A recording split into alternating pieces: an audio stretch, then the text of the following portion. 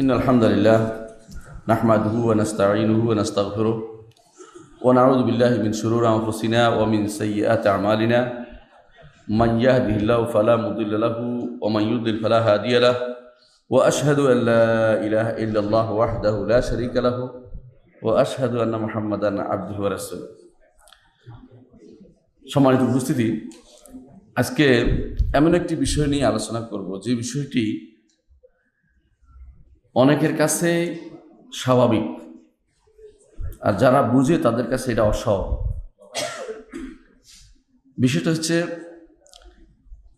উম্মতে মুসলিমার ভালো এবং মন্দ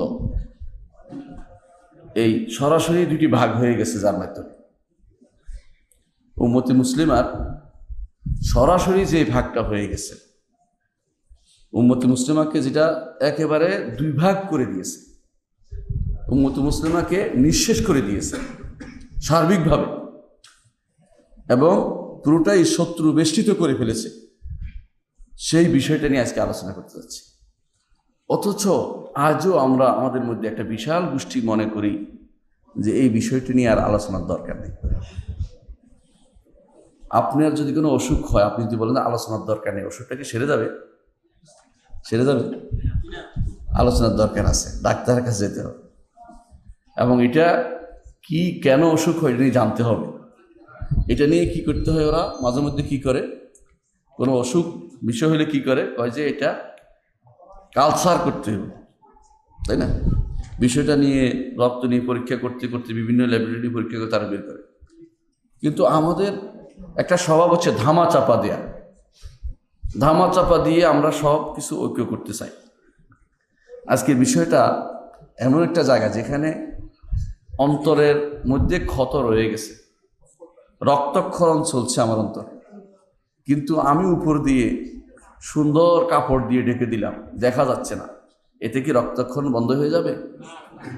রক্তক্ষরণ বন্ধ করতে হলে আমাকে ঔষধটা আগে জানতে হবে, রোগটা জানতে হবে, ওষুধ দিতে হবে, যতই কষ্টই হোক আমাকে অপারেশন করতে হবে। কেউ যদি বলে যে না অপারেশন করলে আমার কষ্ট হবে, তাহলে তাড়াতাড়ি মরতে হবে, আর কিছু না। অপারেশন করার ক্ষেত্রে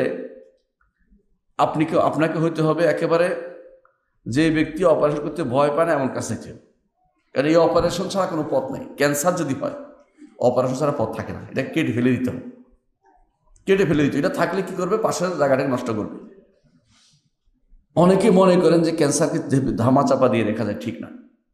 উম্মতে মুসলিমার সবচেয়ে বড় ক্যান্সার হচ্ছে শিয়া মতবাদ। উম্মতে মুসলিমার সবচেয়ে বড় ক্যান্সার হচ্ছে শিয়া মতবাদ। আমি কেন বলছি জানেন? শিয়া শব্দের অর্থ আমরা ধীরে ধীরে আলোচনা করতে যাচ্ছি, শুনে নিন। শিয়া শব্দের অর্থ কি? কোনো ব্যক্তির পক্ষ নেয়ার লোকদেরকে শিয়া বলা। কোরআনে কারীমে আল্লাহ তাআলা বলেছেন, মুসা আলাইহিস সালাতু ওয়াস সালাম যখন দেখলেন, বের হলেন, ফাখারাজা আলা কওমি, তার বের হইলেন যখন তিনি কার দরবারে ছিলেন? ফেরাউনের বাড়িতে ছিলেন, বড় হয়েছে।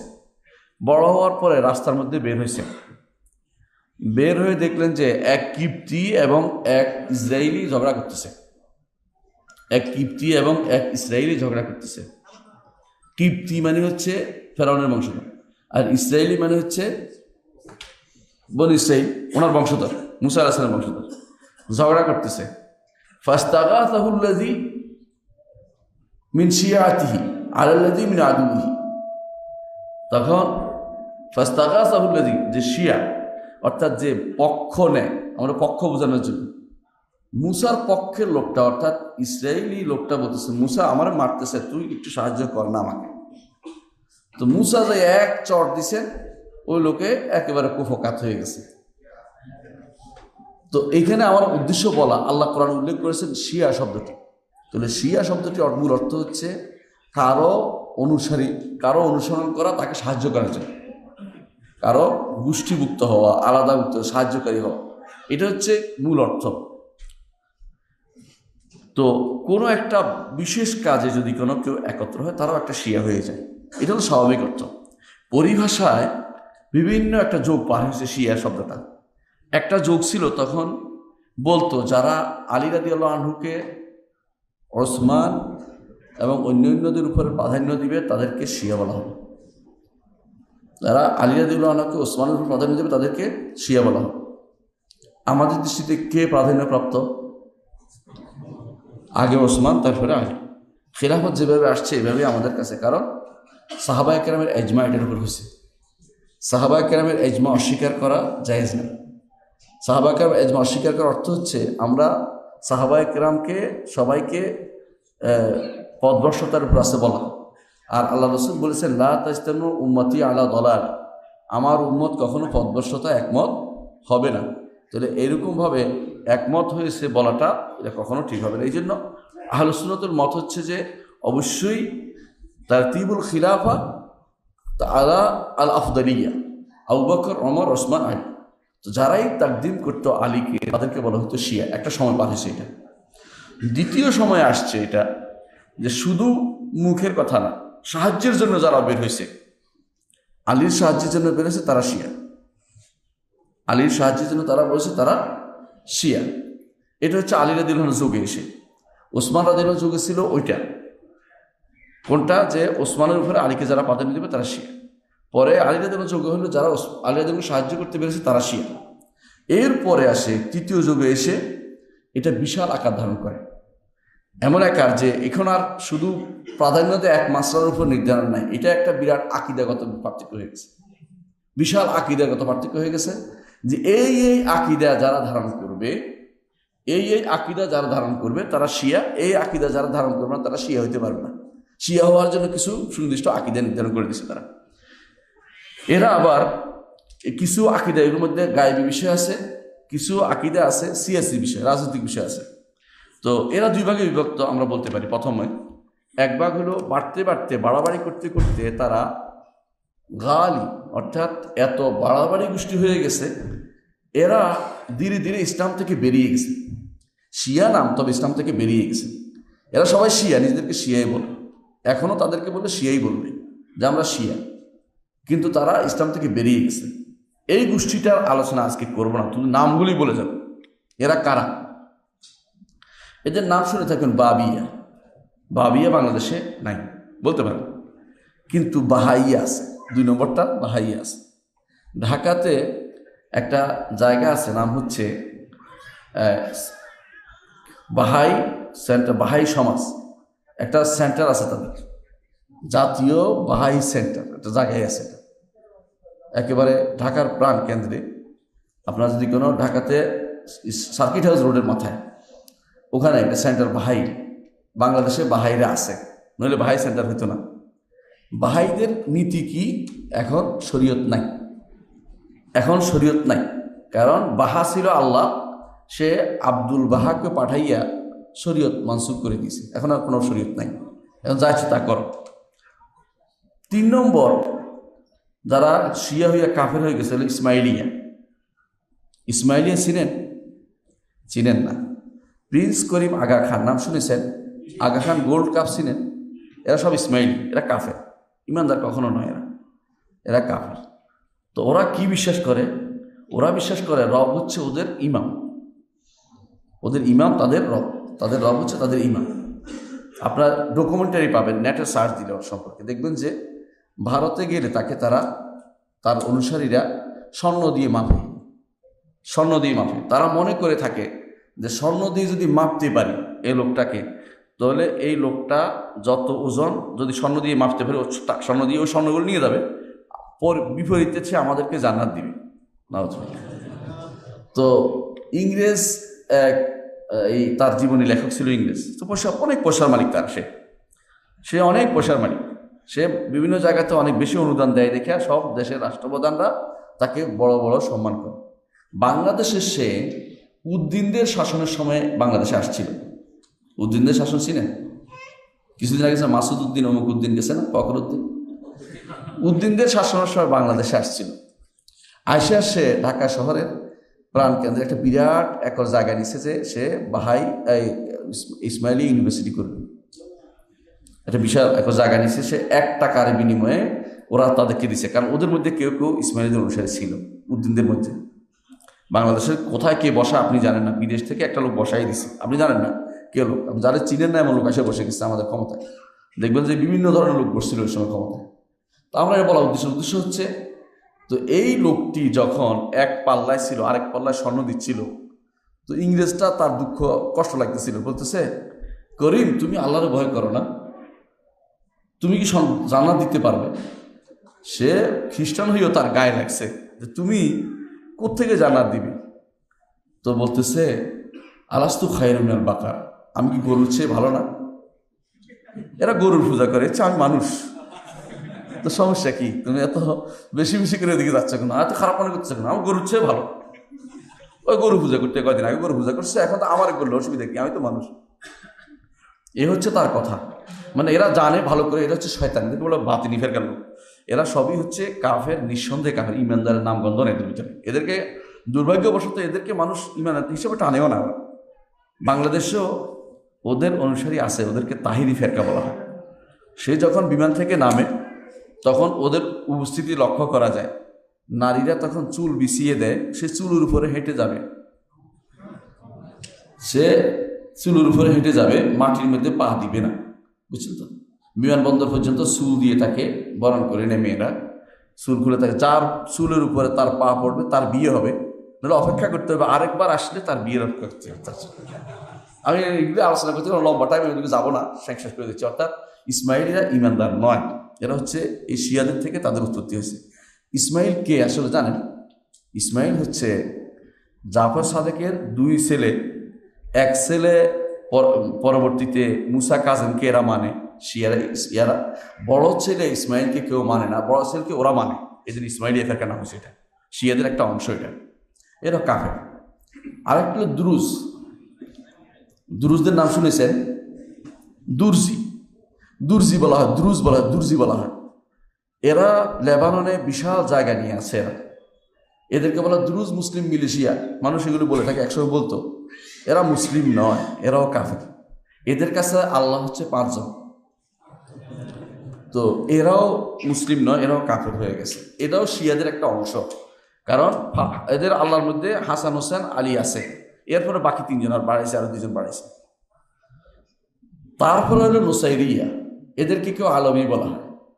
নুসাইরি চিনেন আপনারা? কে চিনেন দেখি? একজনও চিনেন না? বর্তমানে সিরিয়ার শাসকরা হচ্ছে নুসাইর, তারা 5 জন আল্লাহ বিশ্বাস করে, এরাও কাফের, কোনো সন্দেহ নেই। এদেরকে শাইখুল ইসলাম ইবনে তাইমিয়া কাফের ঘোষণা করে গেছেন। আমি এটা সিরিয়াতে আবার আসবো, আমরা ইনশাআল্লাহ যদি সময় পাই ইনশাআল্লাহ আসবো। এরপরে হলো বোহরা আপনি দেখবেন হজে গেলে, কেউ দেখবেন যে শিখে টুপি মাথায় দেয়, ভারত থেকে যায়, ভারতের গুজরাট এলাকায় তাদের বসবাস। এদের একটা গোষ্ঠী থাকে ইয়ামানে, একটা গোষ্ঠী থাকে ভারতের গুজরাটে, আহমেদাবাদে। ওরা দক্ষিণ আফ্রিকাও থাকে, ওরা ব্যবসায়ী, প্রচুর টাকা পয়সার মালিক। ওরা 2 ভাগে বিভক্ত, বোহরা সুলাইমানিয়া, বোহরা দাউদিয়া। এরাও ইমানদার নয়, এরাও কাফের। এরাও সবাই শিয়াদের মত, সবাই শিয়া মতবাদী বিশ্বাসী, অর্থাৎ সবাই শিয়া আলীকে মানে, কেউ আল্লাহ হিসাবে মানে, কেউ নবী হিসাবে মানে, কেউ প্রথম খলিফা হিসাবে মানে। পার্থক্য এখানে। এরা সবাই ইমান থেকে বাইরে, এদের আলোচনা আমি করব না। কেন? এদেরকে মানুষ চিনে অনেক জায়গাতে, আলহামদুলিল্লাহ। যদিও না চিনার ক্ষেত্রে চিনাতে সুবিধা হয়, তাদের চিনা যায় যে আমাদের সাথে ওদের কোনো নামাজও আসে না, সালাতও তাদের হাজির হয় না, হজও যায় না। বোহরারা হজে যায়, কেন যায়? তারা বাতিনি ফেরকার অন্তর্ভুক্ত, তারা মুখে বলে না, কিন্তু কর্মকাণ্ডে তাদের এটা। শুধু একমাত্র এদের মধ্যে বোহরারা হজে যায়। সৌদি সরকার ওদের নিষেধ করে না, কেন? ওরা লেখে না কাগজপত্রে বোহরা, মুসলিম লেখে। আর ভারতের মুসলিম যদি কেউ যদি মুসলিম লেখে, তাকে কোনোদিন হজ বন্ধ করার অধিকার কারোর কাছে নাই, বন্ধ করে না। এই জন্য এরা ইমানদার নয়, কারণ এরা তাদের আহমদ সাইফুদ্দিন হচ্ছে তাদের নবী বা ইলা, তার কথা অনুসারে তারা চলে, এদের বোহরা বলা হয়। আল্লাহ এরা সবাই কাফের, এদের আলোচনা করবো না। আমরা আজকে আলোচনা করব এমন শিয়াদের, যে শিয়ারা আমাদের আশেপাশে আছে, আমাদের পাশের দেশে আছে, এই সমস্ত শিয়াদের নিয়ে আলোচনা করবো, যাদের কি আছে, বই আছে, কিতাব আছে, এরা গোপন করে না, প্রকাশ্য করে, কিছু গোপনও করে, মাঝে মাঝে কিছু গোপন করে। এরা 2 ভাগে বিভক্ত। এদের মধ্যে একটি হচ্ছে জায়দিয়া কে? জায়েদ হচ্ছে নফসুজ জাকিয়া নামে এক ব্যক্তি ছিলেন, বড় আলেম ছিলেন। তো উনি বলছে উনি খলিফা হবে, খলিফার দাবি করছে, কিন্তু আব্বাসীয় খলিফা ওনাকে একবার মেরে কেটে শেষ করে দিয়েছে, মনে করেন জীবিত রাখেন, সাধারণত যেটা হয়েছে আগেকার দিনে হানাহানি মারামারিতে। তো তারা আবার ওনার অনুসরণ করে চলে। তারা কিন্তু আকরাবুল আহলে সুন্নাহ, আহলে সুন্নাহ সবচেয়ে কাছাকাছি। তাদের পার্থক্য হচ্ছে একটাই, যারা বিভিন্ন আলী রাদিয়াল্লাহু আনহুকে প্রাধান্য দেয় কার উপরে? ওসমানের উপরে। এদের পার্থক্যটা এখানে। এই জন্য তারা হচ্ছে জাইদিয়া বলা হয় এদেরকে, জাইদি ফিরকা।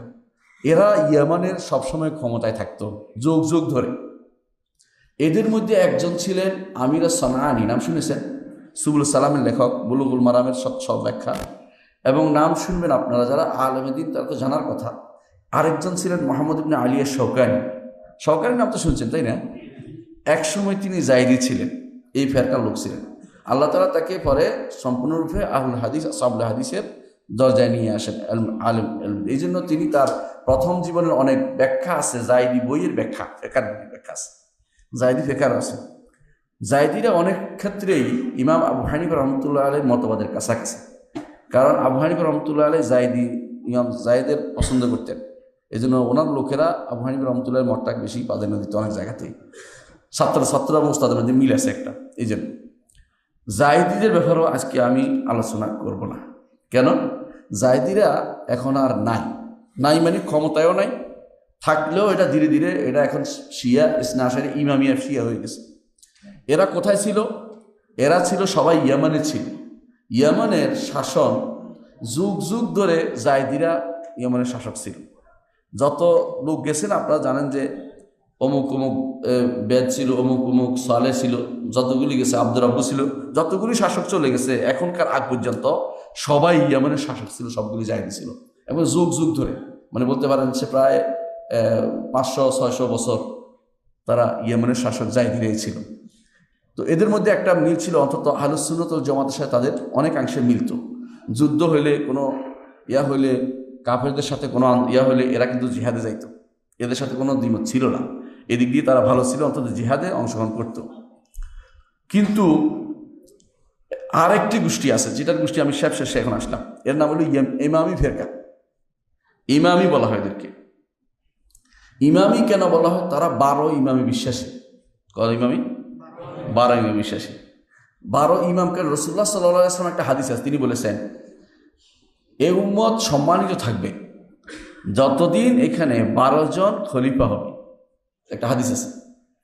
আহলুস সুন্নাত ওয়াল জামাত বলেন যে 12 জন খলিফা হিসাব করে দেখা গেছে ওমর ইবনে আব্দুল আজিজ পর্যন্ত শেষ হয়ে যায়। সত্যি ওমর ইবনে আব্দুল আজিজ পর্যন্ত ইসলাম সম্মানিত ছিল, দুটি রাষ্ট্র হয়নি। ওমর ইবনে আব্দুল আজিজের পরে যাইয়া রাষ্ট্র ভাগ হয়ে যায়। একটা হয়ে যায় কোথায়? ইউরোপে, কি বলে এটাকে, স্পেনে, আরেকটা হয় বাগদাদে। বিভিন্ন জায়গায় ছোট ছোট রাষ্ট্র হইতে আরম্ভ করে। এর আগ পর্যন্ত মুসলিমরা ঐক্যে ছিল। এটা মুসলিমদের ঐক্য, এটাই সম্মান করে দিলে অর্থ 12 জন খলিফা যতদিন হবে ততদিন পর্যন্ত ইসলাম সম্মানিত থাকবে। এটা আসলে হাদিসটা বলেছেন, হাদিসটা শুদ্ধ হাদিস, অশুদ্ধ না, বোঝা গেছে এটা। কিন্তু এরা এটাকে অপব্যাখ্যা করে বলছে এদেরকে বলা হয় না, বলা হয়েছে আমাদের ইমামদেরকে। আচ্ছা, তোমাদের ইমাম কারা কারা? এদের ইমাম হচ্ছে, আমি একজন করে নাম বলে শেষ করব, লম্বা করব না, যেহেতু অনেক লম্বা আলোচনার বিষয়, আল্লাহ জানে কতক্ষণ আমার হাতে সময় আছে। প্রথম হচ্ছে আলী ইবনে আবি তালিব, একজন ইমাম। 2 হচ্ছে হাসান বিন আলী। 3 হচ্ছে হুসাইন বিন আলী। এই 3 জনের পরে আর হাসানের সন্তানদের কাছে আর যায় না, সব হুসাইনের দিকে চলে গেছে। কেন জানেন? হুসাইন বিয়ে করছিলেন ইয়েজদেজারদের মেয়ে, পারস্য ইয়েজদেজারদের মেয়ে। তার সন্তানরা, এই ঘরের সন্তানরা সবাই এরপরে এদের কাছে খলিফা হয়েছে। কারণ ইরানি বংশীয় জিনিসটা তারা ছাড়তে পারেনি, মানে বংশের প্রতি যে টান, তাদের রাজত্ব, সাসানি রাজত্বের দ্বিতীয় অংশ হচ্ছে এরা। এই জন্য আবদুল্লাহ মোহাম্মদ আল গরিব একটা বই লিখেছে, ওয়াজা দাউল মাজুস, মাজুসদের যোগ চলে এসেছে, মাজুসদের দোষ চলে এসেছে, মাজুসরা যেন আসছে আবার বসছে, এটা বুঝেছে।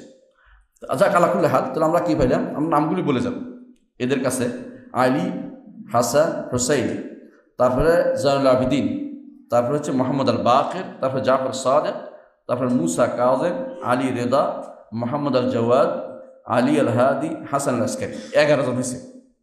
11 জন হাসান আসকারি অল্প বয়সে মারা গেছে, বিয়েও করে নাই, কিন্তু ওরা 12 জন বানাইতে হবে, এই জন্য বলছে যে গোপনে তিনি একটা বিয়ে করেছিলেন, সেই ঘরে একটা সন্তান হয়েছিল, যেই সন্তানকে কেউ কোনোদিন দেখে নাই, সেই সন্তানকে তারা 12তম ইমাম মনে করে।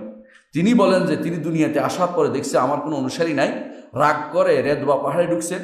সেই পাহাড়ের বাইরে এখন পর্যন্ত আপনি গেলে দেখবেন কেউ ক্যাডিলাক নিয়ে অপেক্ষা করতেছে, কেউ আর কি ভালো ভালো গাড়ি মার্সিডিজ নিয়ে অপেক্ষা করতেছে যে ইমাম বের হবে, বের হলে এরে নিয়ে আমরা দৌড় দিব। ইমাম এই পাহাড়ের ভিতরে ঢুকছে। কত বছর আছে পাহাড়ের ভিতরে জানেন? 1200 বছর। এই পাহাড়ের ভিতরে 1200 বছরে ইমাম আর বের হয় না। 1400 এখন 1200 ইমাম আর বের হয় না। 1200 বছর বাসে এর নিকট না, এটার ভিতরে বের হয়েছে, বের হইতেই হবে। রেজবা পাহাড়ের কাছে এখন পর্যন্ত তারা উখরুজিয়া মাওলানা বলে আহ্বান জানান, শিয়ারা মনে করে। এখনও তারা লেখে, এই যে খোমেনি লিখতো আল্লাহ খরুজাল, আল্লাহ তাড়াতাড়ি তারা বের করে দাও, দোয়া করতে সবসময় সে। এরা সবাই এখনো দোয়া করে, ওর নাম আসলেই আজ লেখে। আজ তো আল্লাহ তাড়াতাড়ি তারে এই পাহাড় থেকে বের করে দেখছে, আর পাহাড়ের ভিতরে লুকে আছে সে এখনো। এটা তাদের নিকট মাহাদি বলে ওকে। এই মাহাদি তারা অপেক্ষায় আছে। আমাদের আহলুস সুন্নাত ওয়াল জামাতের মাহাদি না, যিনি আমরা নির্ধারণ করি না কখন আসবে। আমরা আহলুস সুন্নাতের মাহাদি কখন? হাসানের বংশধর থেকে, হুসাইনের বংশধর হবে না। আহলুস সুন্নাতের মাহাদি কার থেকে হবে? হাসানের বংশ। এদের কার অংশে আছে? হুসাইনের বংশধর খুঁজতেছে, তাও নাই।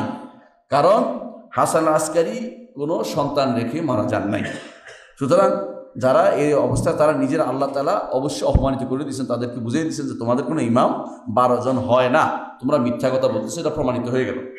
তো এদের যে সমস্যাটা আমরা বলতে চাচ্ছি সেটা হচ্ছে, এদের কিছু জিনিস নিয়ে আলোচনা করব, তারপর ইনশাল্লাহ আমি তাদের বর্তমান অবস্থা পৃথিবীতে আমাদের জগতে কী কষ্ট দিচ্ছে তারা এটা আমি বুঝাই বলবো। 1 নম্বর হচ্ছে যে এরা কোথায় পাওয়া যায়? ইরানি শিয়ারা হচ্ছে ওদের মাথার তাজ, মনে রাখবেন। ইরানি শিয়ারা হচ্ছে ইমামি ফেরকা, এদের ইসনা আশারিও বলা হয়, 12 ইমামিও বলা হয় এদেরকে।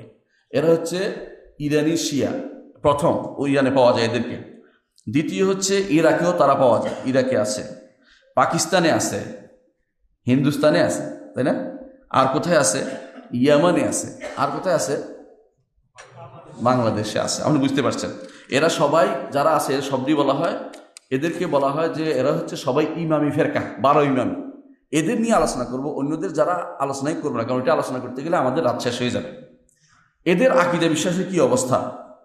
প্রথমত তারা সবাই এখন কোনো মতবাদ যে মরে না তার প্রমাণ হচ্ছে এরা সবাই মুতাজিলাদের মতবাদ নিয়ে আগে আলোচনা করেছিলাম, হয়তো আপনার মনে আছে কিনা। মুতাজিলারা যা যা বলে এরা তাই বলে আকীদার ক্ষেত্রে, আবার অতিরিক্ত আরও কিছু বাড়াইছেও, কোনো কিছু বাদ যায় নাই। এই জন্য আমি একটা একটা করে আলোচনা করবো, শুনে রাখবেন। আর তারা মানুষের সাথে মুআমালার ক্ষেত্রে বাতিনি ফেরকার অনুসরণ করে, আর আকীদার ক্ষেত্রে তারা মুতাজিলা ফেরকার অনুসরণ করে। একটা একটা করে আকীদা বুঝাইছি। তাওহীদের ক্ষেত্রে শিয়াদের কি আকীদা? তাওহীদের ক্ষেত্রে শিয়াদের আকীদা হচ্ছে, 1 নম্বর হচ্ছে আল্লাহর কোনো সিফাত নাই, বাস, আল্লাহর কোনো গুণ নাই। 2 নম্বর হচ্ছে আল্লাহ তাআলা উপরে নতুন করে কোনো কিছু আপতিত হয়, তিনি আগে জানতেন না, নতুন করে জেনে নিছেন, এটা তারা বিশ্বাস করে। এই জন্য তাদের একটা গোষ্ঠী মনে করে যে আল্লাহ তাআলা তার বিশেষ লোক যারা আহলে বাইত, এরা বলে আর কি, দাবিকে কান্নাকাটি করে আহলে বাইত বলে, আহলে বাইতের উপরে যে অবস্থা আসছে যে আল্লাহ নতুন করে বুঝতে পারছেন, আগে জানলে আল্লাহ এই কাম করতেন না, নাউজুবিল্লাহ। তারপরে তারা তাকদীরের উপর ঈমানের ক্ষেত্রে তারা তাকদীর মানে না, বুঝতে পারছেন তো? আমাদের আহলুস সুন্নাহ জামাতের আকীদা হচ্ছে আল ঈমানু বিল কদরি খাইরিহি ওয়া শাররিহি, ভালো মন্দ আল্লাহর পক্ষ থেকে নির্ধারিত আছে, কিন্তু ওরা বলে যে মানুষ নিজের ভাগ্য নিজে রচনা করে, এটা অর্থাৎ তাকদীর তারা মানে না। তারা আল্লাহ তাআলার সাথে রুবুবিয়তে শিরিক করে। কিভাবে করে? তাদের বই আছে একটা বড়, নাম হচ্ছে কাফি আল কুলাইনি, ইমাম কুলাইনি তাদের কাছে। আমাদের কাছে বুখারী আছে না, ওদের কাছে একজন ইমাম বুখারী না, ওদের কাছে এর নাম হচ্ছে কুলাইনির একটা কিতাব আছে, নাম হচ্ছে আল কাফি। ওই কাফি কিতাবের মধ্যে বাবুন আল আইম্মাতু ইয়ালামুন আল গায়ব, অধ্যায় ইমামরা গায়েব জানে। বাবুন আল আইম্মাতু ইয়ালামুনা মা ফিল গাদ, ইমামরা আগামী দিন কি হবে তা জানে। এইভাবে একটা একটা করে অধ্যায় লিখছে। বাবুন আল আইম্মাতু ইউগাইয়িরুন, ইমামরা পরিবর্তন করতে পারে ভাগ্য, ইমামরা এটা করতে পারে, ইমামরা এটা করতে পারে। ইমামদের উপরে তাদের একেবারে আল্লাহর যত কাজ সবগুলো দিয়ে দিয়েছে। 3 নম্বর হচ্ছে তারা জীবিত মৃত করতে পারে, এটাও দাবি করে। নাউজুবিল্লাহ। অর্থাৎ রুবুবিয়তের যত কিছু আছে এখানে তারা শিরিক করে, কোনো সন্দেহ নেই। তারা আল্লাহর উলুহিয়তেও শিরিক করে। কিভাবে করে? তারা আল্লাহ ছাড়া ডাকে, হুসাইনকে ডাকে। আপনি দেখবেন একেবারে অহরহ ইরানি কোনো একটা খুলে দেখেন, ইয়া হোসাইন, ইয়া আলী, সিলেট করতেছে, কান্নাকাটি করতেছে। আমাদের নিকট এটা হচ্ছে শিরকে আকবর, বড় শিরক। ইমান হারা হওয়ার জন্য যথেষ্ট, বলা দরকার নেই। এরা ইয়া আলী, ইয়া হোসাইন, ইয়া এগুলো তাদের সবক্ষণ এটা তাদের ইয়াই আছে একটা, এটা দোয়াই দোয়াই শুধু এটা দিয়ে দোয়াই তারা এটা দিয়ে করে। তারা আল্লাহ ছাড়া অন্যের জন্য সেজদা করে। আপনি এখন যান, যদি সেজদা না পান আমাকে বলেন, ওদের প্রত্যেকটি জায়গাতে আপনি দেখবেন যে কবর সেজদা আছে। ওরা এটা কিছুই মনে করে না। আর আমাদের আহলে সুন্নাত ওয়াল জামাতের কিছু মানুষ আছে, না বুঝে বলে যে কবর সেজদা করলে তো কাফের হয় না। হ্যাঁ, কবর সেজদা করলে কাফের হয় না তো কি হয়? কি হয়? এটা কোনোভাবেই কুফরির চেয়ে নিচে না, ইমানদার ইমান থেকে বেরিয়ে যায়। ভুল করলে তাকে শুধরানোর জায়গা আছে, কিন্তু এটা কাজটা কুফরি, তাকে বলতে হবে, কাজটা করলে কাফের হয়ে যায়। তারা আর কি করে? কবর ছাড়া কিছু বোঝান, কবরের চারপাশে তাদের সারাদিন দেখবেন যে গুড়গুড় করতেছে। মদিনায় গেলে তারা মসজিদে, আমরা চেষ্টা করতাম তাদেরকে মসজিদে নিয়ে আসতে, ওরা সব বাইরম বেরম, বাইরম মানে বের হয়ে যাবো, বেরম বেরম ফার্সিতে বলতো। কেন বের হয়ে যাবা? আমরা বাকিতে যাব, বড় বাকি যাবো, বাকি যাবে সে, বাকিতে যাবে, এটা তারা বলতো। অর্থাৎ বাকি ছাড়া, কবরস্থান ছাড়া তাদের কোনো মজা লাগে না। শাইখুল ইসলাম ইবনে তাইমিয়া রাহমাতুল্লাহ এই জন্য বলতেন একটা কথা, যে এরা এই শিয়াদের অবস্থা হচ্ছে এটা, সাইয়াদু আল মাশাহিদ, যত কবর আছে এগুলিকে বাদাই করছে। ওয়া খারাবু আল মাসাজিদ, মসজিদগুলিকে সব বিরান করে দিয়েছে।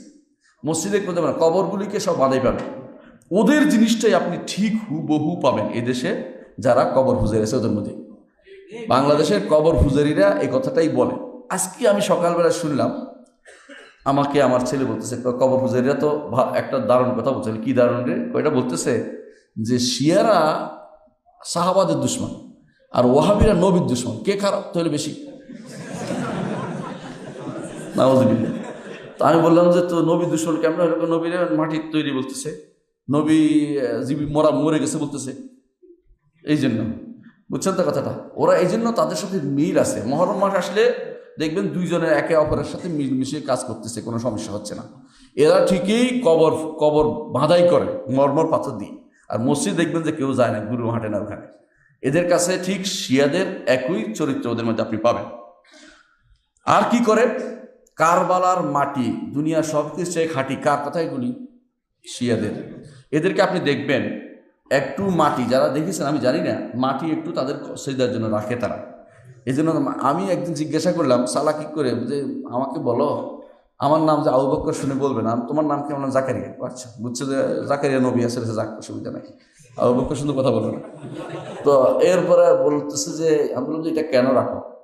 বলছে আমাদের নিকট এটা খুব জরুরি জিনিস, রাখতে হবে এটা, মানে এটা রাখতে হবে, এটার মধ্যে চিন্তা করবে। এটা কারবালা থেকে এটা পাওয়া যায়, ওখানে গেলে আপনি দেখবেন যে বিক্রি হচ্ছে, প্রত্যেকে এটা সাথে নিয়ে যায়। কারবালার পাথর, কারবালার মাটি, কারবালা এগুলো তাদের লাগবে। এইটার উপরে সিজদা করে, নজর এবং কারবালা এটার উপর সিজদা করে। আচ্ছা, শিরিক শুরু হয়েছে, সিজদাটাও তো শিরিকের উপর দিয়ে গেল, শিরিকের উপর দিয়ে গেল। এসবই হচ্ছে তাদের কিসের? আল্লাহ তাওহীদ সম্পর্কে আকীদা কত খারাপ চিন্তা করে দেখেছেন। রিসালাতের ব্যাপারে আসেন, রাসূল হিসাবে রিসালাতের ব্যাপারে তাদের আকীদা হচ্ছে এটা, যে তাদের ইমামদের মর্যাদা যত নবী আছে, যত রসুল আছে, যত মালায়েকা আছে, ফেরেশতা আছে, তাদের চেয়ে উপরে। নাউযুবিল্লাহ। খোমেনি বলতেছে তার হুকুম আল ইসলামিয়া গ্রন্থে, খোমেনি যার কথা আপনারা শুনেছেন, সে তার হুকুম আল ইসলামিয়া গ্রন্থে বলতেছে যে ওয়াইনা লি আইম্মাতিনা মানজিলাতান লা ইয়াবলুগুহু মালাকুন মুকাররাব ওয়ালা নাবিয়্যুন মুরসাল। আমাদের নবীদের, আমাদের ইমামদের যে মর্যাদা, এখানে কোনো ফেরেশতা কোনোদিন পৌঁছতে পারে না, কোনো নবী কোনোদিন পৌঁছতে পারে না। নাউযুবিল্লাহ। তার হুকুম ইসলামিয়ার মধ্যে বইটি, এই লেখাটা আছে, আমরা মুখস্থ করছি এই জন্য পড়ার জন্য, বলে দেখে দিবেন। আর আমার কাছে একটা বই আছে, উলামা শিয়া ইয়াকুলুন, নেটে পাইবেন এটা আপনারা। একেবারে তাদের কোন বইতে কি আছে পৃষ্ঠা সহকারে ফটোস্টেট করে আপনাকে দিছে, আপনি শুধু নামাই পড়বেন, যারা আরবি জানেন তাদের জন্য। উলামা শিয়া ইয়াকুলুন, এই বইটা নামাই পড়বেন আপনাদের জন্য। এটা islamhouse.com আছে, আরবিতে আছে। আচ্ছা, আর কি বলে তারা বলে তাদের নবীরা যেমন মাসুম, তাদের ইমামরাও মাসুম। বুঝছেন তো? নিরপরাধ, কোনো অপরাধ হতে পারে না, তাদের কোনো গুনাহ হতে পারে না, তাদের দ্বারা। আর কিতাবের ব্যাপারে, আল্লাহর কিতাবের ব্যাপারে তাদের কি আকীদা? কিতাবের ব্যাপারে আকীদা হচ্ছে এই কিতাব সেই কিতাব নয় যেই কিতাব আল্লাহ রাসূলের উপর নাযিল হয়েছে। নাউযুবিল্লাহ। এদের বড় ইমাম বই লিখছে, তাবরাসি একটা বই লিখছে, বড় ইমাম একটা বই লিখছে যে ও একটা বইয়ের নাম দিছে ফসলুল খিতাব, ফসলুল খিতাব ফি তাহরিফে কিতাব রাব্বিল আরবাব, ফসলুল খিতাব ফি তাহরিফে কিতাব রাব্বিল আরবাব, অর্থাৎ আল্লাহর কিতাব বিকৃত হয়ে গেছে এর উপরে সে বইটা লিখছে। নাউযুবিল্লাহ। এবং তারা এটা একবার সবাই বিশ্বাস করে, একেবারে কেউ বাদ নেই। আমি একদিন জিজ্ঞাসা করছি মসজিদ নববীতে এক শিয়াকে তার সাথে বসার জন্য যে কি কয় আসলে সব সত্য কিনা। সে বলে যে কারণ এরা তো ঠিক রাখে নাই, মোসাফে ফাতেমা তো নাই, ফাতেমার মোসাফ কই গেল? এটা তো কারণ তাদের নিকট ওমর তো তাদের কাছে গ্রহণযোগ্য ব্যক্তি না, এটা আমরা আলোচনায় আসবো। তো তার মেয়ের কাছে ছিল, সুতরাং এটা তো আমাদের কাছে গ্রহণযোগ্য না, বাস শেষ। এই জন্য তারা এই কোরআনকে বিকৃত মনে করে। তো মানে কেন প্রকাশ্যে কোরআনের বিরুদ্ধে আমরা করব না, তবে আমরা এটা বিশ্বাস করি না। এমনকি তারা মনে করে একটা হরফ নাকি নাই। নাউযুবিল্লাহ। এর অর্থ হচ্ছে এই কোরআন আরবিতে নাজিল হয়েছে এটাও তারা বিশ্বাস করে না, ফার্সিতে নাজিল হইতেও, বুঝলেন? দ্বিতীয়ত তাদের বিশ্বাস হচ্ছে কোরআন সম্পর্কে কোরআন মাখলুক, সৃষ্ট, আল্লাহর বাণী নয়। আমাদের বিশ্বাস হচ্ছে কোরআন আল্লাহর বাণী, গায়েরও মাখলুক, সৃষ্ট হয় না। আল্লাহর গুণ কোনো সৃষ্ট হইতে পারে না, আলাদা। এটা হলে গুণ সৃষ্ট হলে ফেল হয়, আর গুণ যেটা এটা কোনোদিন কি নয়, কোনোদিন সৃষ্ট হয় না। 3 নম্বর, তারা কোরআনের নিজের মতো করে ব্যাখ্যা করে, বাতিনি ব্যাখ্যা করে। কিরকম? আল্লাহ তাআলা কোরআনে কারীম বলেছেন যে বিল জিবত ওয়াত তাগুত আছে না, হ্যাঁ, বলুন না বিল জিবত ওয়াত তাগুত অর্থ কি? জিবত তাগুত অর্থ কি? জিবত তাগুত অর্থ হচ্ছে মূর্তি, এবং যারা সীমা লঙ্ঘন করে তাদের উপর ঈমান আনার কথা বলছে আল্লাহ তাআলা। এরা কাফেররা এটা করে। ওদের নিকট ব্যাখ্যা হচ্ছে জিবত হচ্ছে আবু বকর, তাগুত হচ্ছে ওমর। নাউযুবিল্লাহ। কোরআনে আল্লাহ তাআলা বলছে ওয়াশজারাতাল মালউনাতা ফিল কোরআন, কোরআনে অভিশপ্ত গাছ, এটা কি? আমাদের কাছে এটা জাক্কুম, জাক্কুম জাহান্নামে যেটা দেওয়া হবে। ওদের কাছে শাজারাতুল মালউনা হচ্ছে আয়েশা রাদিয়াল্লাহু আনহা। নাউযুবিল্লাহ। এইভাবে তারা মনে করে কোরআনের একটি সূরা বাদ পড়ে গেছে। এটা কি? সূরাতুল উলায়া। সূরাতুল উলায়া, সূরাতুল উলায়া নামে কোনো সূরা কি আছে নাকি এখন? নাই। ওদের এটার মধ্যে কি? ওটার মধ্যে আছে ওয়াজআলনা আলিয়ান সেহরা, আলীকে তোমার কি জামাই বানাইলাম।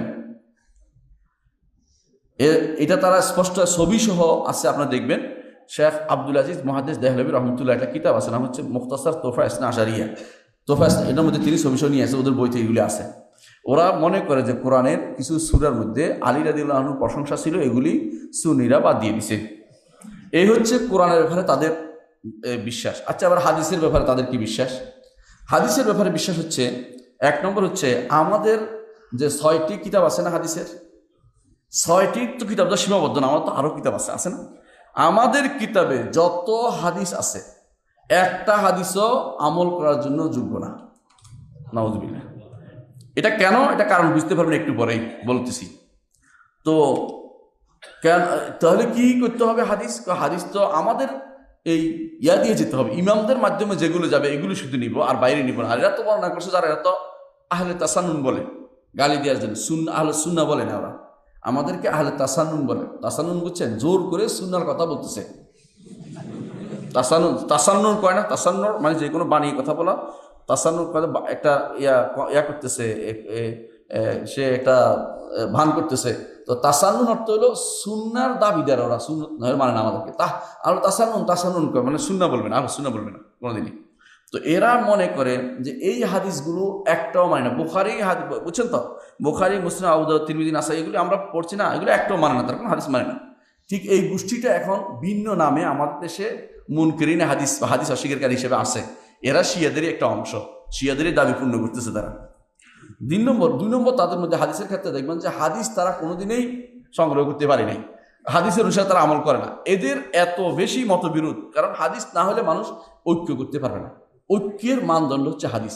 হাদিস দিয়ে মানুষের ঐক্য হয়, অন্য কোনো ঐক্য হয় না। কারণ যে 10 জনে 10টা কথা বললে আপনি কোনটাকে ব্যাক করবেন কোনটাতে? আচ্ছা, 3 নম্বর হচ্ছে তারা রাসূলুল্লাহ সাল্লাল্লাহু আলাইহি ওয়াসাল্লাম মিথ্যাচার করে। কীভাবে জানেন? তারা বেশি বেশি হাদিস বানিয়ে রাসূল উপর চালিয়ে দেয়। এর মধ্যে একটা হচ্ছে আউয়ালু মা খালাকাল্লাহু নূরি, বুঝছেন কিনা? আল্লাহ তাআলা প্রথম সৃষ্টি করেছে আমার নূর। হে আলী, হে জাবের, আল্লাহ তাআলা প্রথম এই হাদিসটা বানাইছে প্রথমে শিয়ারা। আমি শিয়াদের কিতাবে এটা দেখছি। এর বুঝছি যে শিয়ারা বানাইয়া এটা ধীরে ধীরে অস্তে ছেড়ে দিছে সুফিদের দিকে। শিয়ারা সুফির ভাই বোন ভাই নিয়ে নিছে, সুন্দর করে চালাই দিচ্ছে। এখন প্রথম আল্লাহ তাআলা আমার নূর সৃষ্টি করেছে। এখন প্রথম সৃষ্টি কি? রসুলের নূর কোত্থেকে আসছে? শিয়ারা বানিয়েছে। এই জন্য ইমামরা যুগে যুগে বলছেন যে শিয়ারা হাদিস রচনার ক্ষেত্রে, বানোয়াট হাদিসের ক্ষেত্রে শিয়াদের দখল সবচেয়ে বেশি ছিল। এই জন্য শিয়ারা সবসময় হাদিস বর্ণনা করতে। আপনি দেখবেন যত ইমাম বই লিখছে সবাই বলছে শিয়ারা হাদিস বানাইছে, শিয়ারা মিথ্যাবাদী ছিল, শিয়ারা মৃত্যু। সে খাত্তাবি একটা আছে, তারা মনে করতো হাদিস বানাইলে সওয়াব হয়, শুধু বানাইতে ওরা কাজে ছিল ওদের ফেরকা একটা। এখন আসি ওদের কিতাব, তাহলে কোনটা? ওদের কিতাবের নাম হচ্ছে আল কাফি লিল কুলাইনি। কুলাইনি নামক একজন লেখক আছে, তার কিতাবের নাম হচ্ছে আল কাফি। এইটার থেকে যে হাদিস পাওয়া যাবে এটা তারা গ্রহণ করে। ওইখানে হাদিস যেগুলো আছে একটাও আল্লাহ তাআলা রাসূলুল্লাহ সাল্লাল্লাহু আলাইহি ওয়াসাল্লামকে মুক্ত করেছেন, একটাও রাসূল পর্যন্ত যায় না। ক্বাল আবু আব্দুল্লাহ আলাইহিস সালাম, আবু আব্দুল্লাহ বলছেন। আবু আব্দুল্লাহকে জাফর সাদেক, বস এর উপরে যাবে না, ওনার নামে মিথ্যাচার করতেছে ওরা। আলহামদুলিল্লাহ রাসূল পর্যন্ত যায় নাই। মানে ওদের কাছে নিয়ম হলো যে ওখানে গেলেই গেল, রসুলের কাছে গেছে। মানে যদি কোনো আপনার কাছে যায়, আপনার ওস্তাদের কাছে গেছে, আপনার বাবার কাছে গেছে, পৌঁছে গেছে, কোনো কথা নেই, ওখানে গেলে হইলো। এটা তাদের কাছে সর্বোচ্চ চাওয়া। এই হচ্ছে তাদের হাদিসের অবস্থা, বুঝছেন তো? তাহলে আমাদের কি মানে না? আমাদের তাওহীদের অবস্থা খারাপ, ঠিক না? আমাদের কোরআন মানে না, আমাদের হাদিস তারা মানছে না। আসেন 4 নম্বর যেটা আমরা বললাম, 4 নম্বর আমাদের কোরআনের কথা বলেছি, তাই না? আর ইমান রসুলের কথা বলা, রাসূলের ইমানের কথা বলেছি। 5 নম্বর হচ্ছে যে সাহাবাদের ব্যাপারে তাদের কি অবস্থান। এটা খুব জরুরি জিনিস। কেন জানেন? মনে রাখবেন, জগতে আপনারা যারা ভালো করে শুনে নেন, একটি জিনিসকে খুব বেশি গুরুত্ব দিতে হবে, সাহাবায়ে কেরামের মকামের উপরে, সাহাবায়ে কেরামের মর্যাদার উপরে। কেউ যদি একটা কথা বলে, একবার যেই হোক না কেন, মুআবিয়া রাদিয়াল্লাহু আনহু হোক অথবা আবু মুসা আশআরী রাদিয়াল্লাহু আনহু হোক, কেউ যদি কোনো কারণে কোনো সাহাবীর উপরে কোনো একটা তহমত দিছে, তাকে আপনি হাত দিয়ে ফেলবেন, তার সাথে কোনো কথাই বলবেন না। মনে করবেন যে সে ফিতনার ভিতরে পড়েছে। কারণ সাহাবায়ে কেরামের উপরে কোনো কথা বলা মানে হচ্ছে আমাদের কোরআনের উপরে মিথ্যাচার করা এবং আমাদের হাদিসের উপরে মিথ্যাচার করা। বুঝছেন তো কথাটা? কারণ কোরআন হাদিস কার মাধ্যমে আসছে? সাহাবায়ে কেরামের মাধ্যমে আসছে। শরীয়ত কার মাধ্যমে আসছে?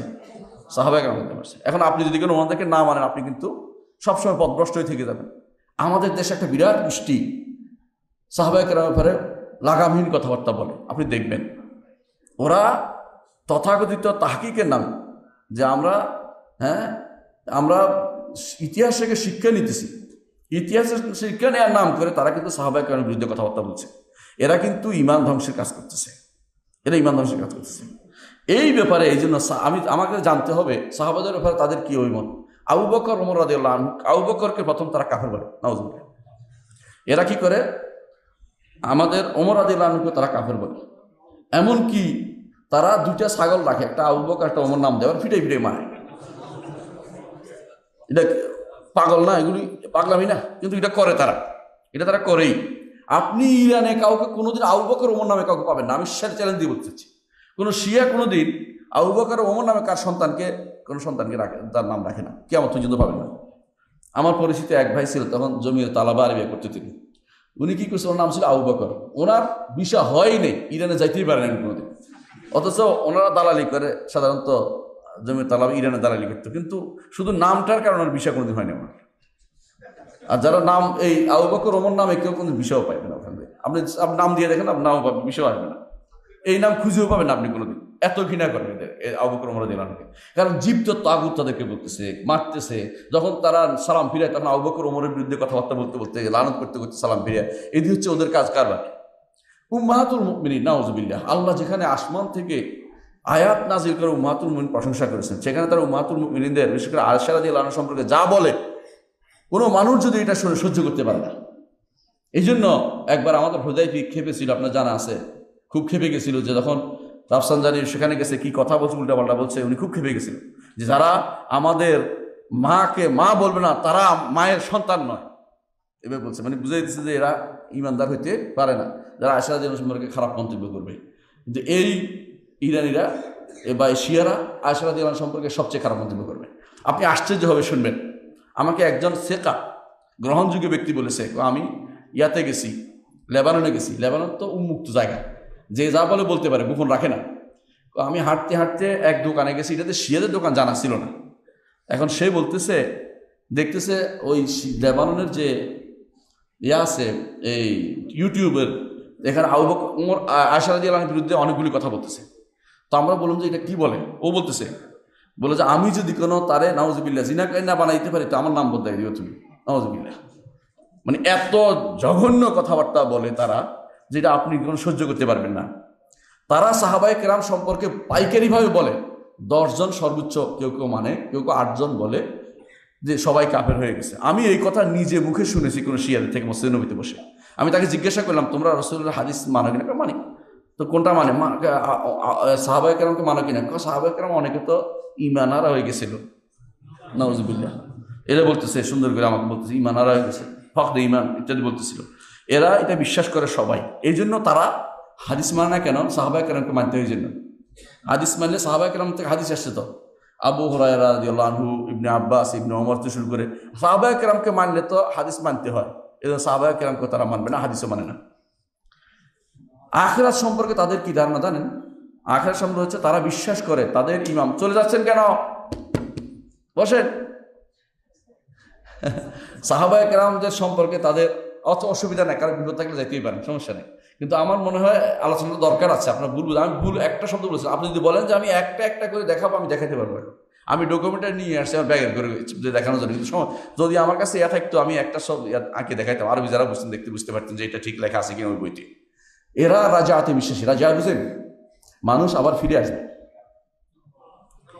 এরা মনে করে যে ওই লোকগুলি ফিরে আসবে, আয়সা কি করবে? আরবদের কচু কাটা করবে, বিশেষ করে কাবার সাথে আবু বকর ওমরকে লটকে রাখবে, শুলে দিবে, এবং কুরাইশদেরকে হত্যা করবে। কারণ কুরাইশরা সাহায্য করে নাই তাদের লোককে, এই জন্য এরা সবাই এদের ইমামও ফিরে আসবে, 12 ইমাম ফিরে আসবে। আর যারা যারা ওই সময় সহযোগিতা করবে ওদেরকে আল্লাহ ফিরত দিবে, যাদেরকে ওদের শাস্তি দিতে পারে, এই জন্য এদেরকে ফিরে আসবে। আকিদাত রাজাতে বিশ্বাসী যারা, ইহুদিদের আকিদা এটা বিশ্বাস করে তারা। তাদের মধ্যে অনেকেই বিশ্বাস করে তাদের ইমামরাই যাকে ইচ্ছে তাকে জান্নাতে প্রবেশ করাবে, যাকে ইচ্ছে তাকে জাহান্নামে প্রবেশ করাবে, এটা তাদের নীতি। আর তারা অতিরিক্ত একটি বিশ্বাস তাদের মধ্যে আছে, ইমামা। তাদের নিকট ইমাম ব্যাপারে যদি কোনো কেউ বিরোধিতা করে, সে হচ্ছে কাফের। ইমামা, তারা মনে করে যে আলী রাদিয়াল্লাহু আনহুর ব্যাপারে নস করেছে রাসূলুল্লাহ সাল্লাল্লাহু আলাইহি ওয়াসাল্লাম। আলী রাদিয়াল্লাহু আনহুর ব্যাপারে স্পষ্ট বলে দিয়েছেন যে সে হবে খলিফা, আর আবু বকর, ওমর, ওসমান 3 জনে জোর করে খেলাফত নিয়ে গেছে। এবং তারা মনে করে আলীর বংশধরে হতে হবে খেলাফত। এরপরে হোসাইনের বংশধরের মধ্যে সীমাবদ্ধ থাকবে, হাসানের বংশধরে কখনো যাবে না। তারপরে তাদের মধ্যে একটা বিশ্বাস আছে মাহাদি ওই গর্তে ঢুকে গেছে, বুঝলেন না? এটা বলেছি একটু আগেই। আর তারা ইমামদের ব্যাপারে যে বাড়াবাড়ি করে, একটু আগে আমরা বলেছি যে তাদের ইমামের এমন ঘ্যান কোনো ক্ষমতা নাই যেটা উল্লেখ করা হয় নাই ওই কুলাইনির কিতাবের মধ্যে, যে সব তারা করতে পারে। এরকম যদি কোনো মানুষ আকিদা হয়, এটি ইমানের ভিতরে আসে মনে করেন আপনারা? কি জন্য কান্নাকাটি করে মানুষগুলো?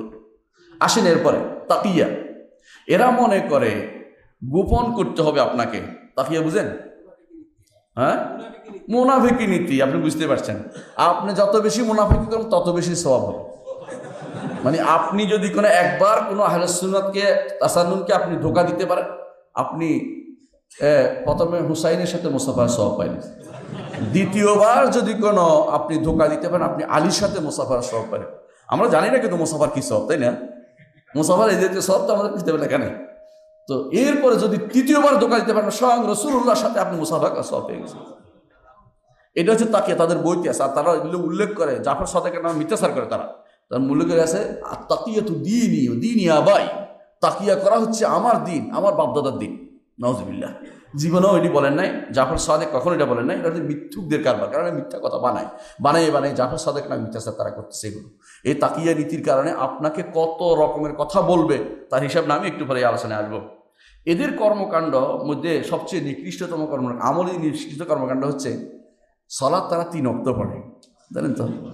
5 ওয়াক্ত পড়ে না। তারা তারাবি নামাজ পড়বে না, কারণ ওমর এটা চালু করছিল, এই জন্য তাদের কাছে এটা কোনোদিনে কি নয়, হ্যাঁ, গ্রহণযোগ্য জিনিস নয়। তারাবি নামাজ পড়ে না। আমরা নিজে দেখেছি তারা এই সময় হাঁটাহাঁটি ডিস্টার্ব করতো, আমরা এগুলো রাগাটা একদম তুই যা বের করে যা, তারা আমাদের সামনে দাঁড়াইছে না কেন, হ্যাঁ পড়তো না, ডিস্টার্ব করবে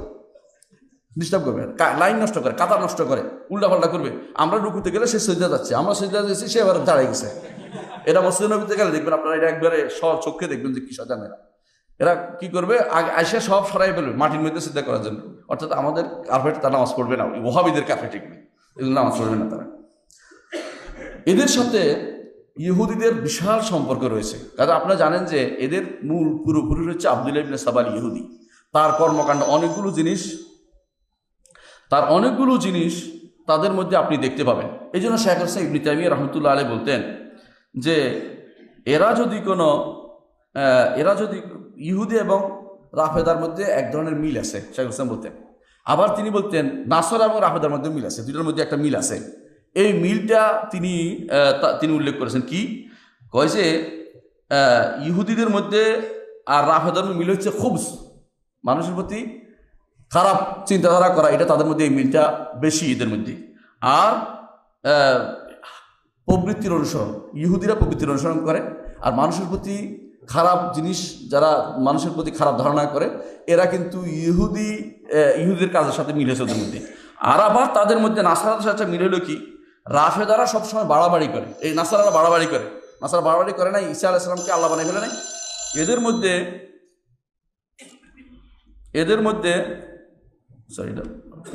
এদের মধ্যে এরা কি করে, এরা বাড়াবাড়ি ইমামদের মধ্যে বাড়াবাড়ি করছে, যেমনভাবে নাসারারা ঈসা সম্পর্কে বাড়াবাড়ি করেছে। এই জন্য তারা, আরেকটা হচ্ছে জাহাল, মূর্খতা। যেমন নাসারা বেশিরভাগ দিন সম্পর্কে অজ্ঞ, আপনি ইরানি বিশেষ করে এই শিয়াদের দেখবেন দিন সম্পর্কে বেশি অজ্ঞ, কিচ্ছু জানে। তারা দিনের কিতাবে কি লেখা আছে কোনো খবর নাই, আগা করে পিছনে হাঁটতেছে, ওই নেতার মহিলারা হাঁটতেছে আগার পিছনে, এগুলি সব মাথায় কোনটা দিয়ে আগা একটা চালাইতেছে, 50 জন নারীরা নিয়ে হাঁটতেছে। এগুলো মানে দেখতে হাস্যকর মনে হয়। দেখবেন যে মদিনার অলিতে হাঁটতেছে এগুলো, এবং দেখবেন যে এক ধরনের কালো মাথার উপরে ভাইরাস, গোল দেখবেন যে এর মতো এগুলো নিয়ে হাঁটতেছে। এগুলি আসলে দেখবেন যে জাহেল কাকে বলে, মূর্খ, কিছুই জানে না, দিন সম্পর্কে অজ্ঞ, কোনো কিছুই জানে না। এদের কাছে একটা নীতি হলো, কোনো বিষয়ে তুমি যদি না জানো তাহলে সুন্নিদের দিকে তাকাইবা, কোনো মাসালা দেখবা যে ওরা কোনটা করতেছে ঠিক উল্টাটা করবা, তাহলে এটা ওদের নীতি, লেখাই আছে ওদের বইতে। কোনো বিষয়ে তোমার জ্ঞান নাই তো আহলে তাসান্নুর দিকে তাকাইবা, দেখবো যে কোনটা করে, উল্টাটা করলে এটা তোমার ঠিক আছে, মানে উল্টাটা করবা। এটা হচ্ছে আমাদের প্রথম দিন থেকে এইভাবে তাদের নিয়ম আছে। এই জন্য ইমাম শাহবি রহমতুল্লাহ আলাইহি, শাহবি হচ্ছে ইমাম আবু হানিফার ওস্তাদ, উনি বলতেছেন লাউকানু মিনাদ দাওয়াব লাকানু হুমরান, এরা যে কোনো হায়ওয়ান হইতো ইহুদিরা, তো এটা গাধা হতো। আর পাখি হইতো তো সবচেয়ে নিকৃষ্টতম পাখিটা হইতো, ছোট কুকুরি পাখি হইতো। আর যদি এই যে এরা করে, ইসলামে কখনো এরা এই ভালোভাবে প্রবেশ করেনি, ওদের অন্তরের ভিতরে শুধু ঘৃণা আর ঘৃণা, আপনার বিরুদ্ধে শুধু ঘৃণাই প্রকাশ করে তারা। আর এদের মধ্যে যেমন ইহুদিরা মনে করে যে ইমামতি রাষ্ট্রপ্রধান আলে দাউদে হবে, এরাও মনে করে রাষ্ট্রপ্রধান হইতে আলে হুসাইনি হইতে হইব, ইমাম আলে প্রধান হইতে হইব। এদের মধ্যে আরেকটি মিল দেখতে পাচ্ছি, আমি নিজে দেখতে পাইলাম। আমি এবং আইইউটির ভাইস চ্যান্সেলর একদিন এক দাওয়াতে আমরা একসাথে ছিলাম, ইসলামিক ইউনিভার্সিটি অফ টেকনোলজি গাজীপুরে যেটা। তো আমরা দুজন বসে আলোচনা করতেছিলাম, উনি বলেন যে আমাকে শিয়াদের সম্পর্কে জ্ঞান দেন, ইরানি অ্যাম্বাসেডর সেখানে উপস্থিত, তার বউসব। তো আমি অনেকক্ষণ বললাম, বলার পরে আমি চুপ ছিলাম, বলতেছি না। তো বলতেছে লোকটা খায় না কেন, ইফতারের টাইম ছিল, লোকটা খাবে না, আপনি দেখবেন 1 ঘন্টা পরে যখন তারকা উঠবে তখন সে খাবে, এরা খাবে না, ইফতার করবে না। 1 ঘন্টা পরে ইফতার করলে তখন শুধুমাত্র তারা খাবে, এর আগে সে খাবে না। ঠিকই 1 ঘন্টা পরে এই তারকা উঠছে তখন সে খাইছে। তখন সে বললো এরা মিথ্যুক, এরা আমাদের কাছে কখন এটা বলে না, লুকোচুরি করে আমাদের সাথে। বুঝাই দিলাম যে এরা লুকোচুরি করে, মিথ্যুক, এরা আসলে বলবে না কোনোদিনই। কিন্তু এরা ইহুদিরাও তেমনিভাবে, যতক্ষণ পর্যন্ত তাদের ধর্মেও যতক্ষণ একেবারে তারকা না উঠবে ততক্ষণ পর্যন্ত তাদের রোজা শেষ হয় না। এদের কাছে হচ্ছে একই রকম অবস্থা। আমি শুধু এটুকু বললাম যে এদের জীবনে এগুলোর মধ্যে অনেক কিছুতেই মিল রয়েছে, যেটা আমরা বুঝাইতে পারি। অনেক সময় আছে, আমার হাতে সময় বেঁধে দিচ্ছে 5 মিনিট, এই জন্য আমি বিপদে আছি, আমার অনেক কিছু আলোচনা হয়নি, আমি তাড়াতাড়ি করতেছি এখন, শুনে বুঝে না বুঝলে আমার কিছু করার নেই। তো শেখ ইবনে তাইমিয়া রাহমাতুল্লাহ আলাইহি বলতেন যে সবচেয়ে বড় শত্রু হচ্ছে উম্মতে মুসলিমা, এটা হচ্ছে শিয়ারা। কেন? এই পর্যন্ত তারা যে ক্ষতি করেছে আর কেউ এই ক্ষতি করতে পারে নাই। এরা কেন এত ক্ষতি করতেছে আপনার কয়েকটা জিনিস বলবো। কেন আমাদের বিরুদ্ধে? কিছু জিনিস আছে যে জিনিসগুলো থাকলে যে কেউ কিন্তু আপনার বিরুদ্ধে হবে। এক নম্বর হচ্ছে তারা মনে করে যারা আমাদের 12 ইমাম মানবে না তারা কাফের। তো যদি কাফের যদি হয় আপনারা কেন ভালোবাসে বলেন তো? প্রথম কারণটা বুঝছেন তো? এটা একবার নাম সহ বলতে কোন কিতাবে আছে, পৃষ্ঠা আমার কাছে আছে। দ্বিতীয় হচ্ছে তারা মনে করে যে আহলে সুন্নাহরা হচ্ছে আহলে বাইতের শত্রু। আমরা কি আহলে বাইতের শত্রু? ওরা মিথ্যাচার করে আমাদের উপরে। আমরা আহলে বাইতের শত্রু না, তোমরা আহলে বাইতের নামে মিথ্যাচার করছো, যেটা আমরা দেখবো ইনশাআল্লাহ একটু পরে। শিয়ারা আরো মনে করে যে আহলে সুন্নাতের যত জান মাল এগুলি তাদের জন্য হালাল এবং এগুলি নাপাক, এগুলি তারা নিলে এগুলি পাক হবে। কাদের মতো জানেন? ইহুদিরা যেমন মনে করে যে উমামিদের মানে যারা সাধারণ মানুষের তাদের জন্য হালাল, আল্লাহ কোরআন উল্লেখ করেছে। যারা বলে যে উমামিদের মানে সাধারণ মানুষ জাহেলদের নিলে আমাদের কোনো ক্ষতি হয় না, ঠিক একই বিষয় ওদের, যে আমাদের সম্পদ তাদের জন্য। ওদের বইতে কোন কোন বইতে আছে আমি পৃষ্ঠা এখানে আছে, এরা তারা মনে করে বিশ্বাস যদি করে, একটা মানুষ বিশ্বাস যদি থাকে। 4 নম্বর ওদের বিশ্বাস হচ্ছে যে ইমাম মাহাদি তাদের যে বেটা ইয়াতে ঢুকেছেন, নাম মাত্র ঢুকে নাই কোনোদিন, নিচ্ছে পাহাড়ে ঢুকেছেন, উনি না আসা পর্যন্ত কোনো জিহাদ নাই। তবে কি হবে? তবে যারা শিয়াদের বিরুদ্ধে আক্রমণ করবে তাদেরকে প্রতিহত করা হবে, সুন্নিদেরকে শুধু, কিন্তু কাফের বিরুদ্ধে কোনো জিহাদ করা জায়েজ নেই। এই জন্য কোনোদিন তারা জিহাদ করে নাই। আমি আপনার প্রমাণ দেখাবো একটা একটা করে। এই জন্য ইতিহাসে দেখা গেছে কোনোদিন তারা জিহাদ করে নাই, না সালাহউদ্দিন আইয়ুবীর সাথে, না নুরুদ্দিন জিঙ্কির সাথে, জঙ্গি বলি না জিঙ্কি, হ্যাঁ নুরুদ্দিন জিঙ্কির সাথে, না এর আগে পরে কখনো তারা শিয়াদেরকে আপনি কখনো কোনো কাফের বিরুদ্ধে কোনো জিহাদে কোনোদিন পাবেন না। তারা সবসময় মনে করে যে ওই জিহাদ আসবে আমাদের ইমাম আসলে, এখন আমাদের জিহাদ হবে শুধু আহলে সুন্নাহর বিরুদ্ধে। এটা হলো তাদের কাজ। এই জন্য তারা যুগ যুগ ধরে এই অন্যায় কাজগুলি করে গেছে। আমি কিছু খেয়ানত যে কারণে আমাদের অন্তরে ক্ষত সৃষ্টি হয়েছে কয়েকটা জিনিস উল্লেখ করে শেষ করে দেবে। 1 নম্বর হচ্ছে এরা কিরকম খেয়ানত করছে দেখেন। প্রথমত তারা খেয়ানত করছে আলী ইবনে আবি তালেব রাদিয়াল্লাহু আনহুর সাথে। আলী ইবনে আবি তালেবকে তারা ডেকে নিয়েছেন না, ওখানে ডেকে নিয়ে তারাই যুদ্ধে যায় নাই। পরে যখন তারা বলছে মুআবিয়া রাদিয়াল্লাহু আনহু যুদ্ধ করবে, বল না যুদ্ধ করা যাবে না, তারাই তখন নতুন নতুন পথ আবিষ্কার করছে, না যুদ্ধ করা যাবে না, কারণ এটা তো কোরআন উঠেছে, এটা করছে ওইটা করছে। তারা আর যুদ্ধে যায়নি। প্রথম খেয়ানত তার সাথে করেছে। দ্বিতীয় খেয়ানত করেছে হাসান ইবনে আলীর সাথে। হাসান ইবনে আলীকে ডেকে নিল তারা যে আমরা আপনাকে ইমাম মানবো, আপনি আসুন আসুন আসুন। যাওয়ার পরে তারা কি করলো? বললো যে না, আপনাকে সাহায্য করতে পারবো না, আপনি যতক্ষণ পর্যন্ত আপনার নানা অমুক টমুককে যদি কাফের না বলেন, আবু বকর ওমরকে আমরা সাহায্য করবো না। উনি বলছেন না, এরা ভালো মানুষ। এরা রাগারাগি করে ওনার পায়ের ইয়াটা সহ মুসল্লাটা সহ চলে গেছে, কাপড় ছিঁড়ে খুলে নিয়ে গেছে, ওই লোকের দ্বারা হবে না। তারপর তিনি বাধ্য হয়ে আমির মুআবিয়া রাদিয়াল্লাহু আনহুর সাথে তারপর তিনি চুক্তিতে এসে তাকে আর খেলাফত ছেড়ে দেন, যে এদের আর সাহায্য করে, এরা শয়তান, এর বুঝে গেছে তিনি। 3 নম্বর খেয়ানত করেছে তারা কার সাথে? হুসাইনের সাথে। হুসাইনকে ডেকে নিছে কারা? আহলে সুন্নাহ ডেকে নিছে ওরাই। ডেকে নিয়ে কি সাহায্য করছে? মরুভূমির মধ্যে ফেলে দিয়ে রাখছে, আর লোকে জালেমরা তাকে শহীদ করে দিল। এ দায়িত্ব কে বহন করবে? এটাই মান কাতাল হুসাইন, একটা বই আছে, কে হুসাইনকে হত্যা করলো, এটা অনুবাদ হচ্ছে বাংলা, islamhouse.com আছে, দেখে নেবেন। তাহলে বোঝা গেল তাদের কাজ হচ্ছে খেয়ানত করা।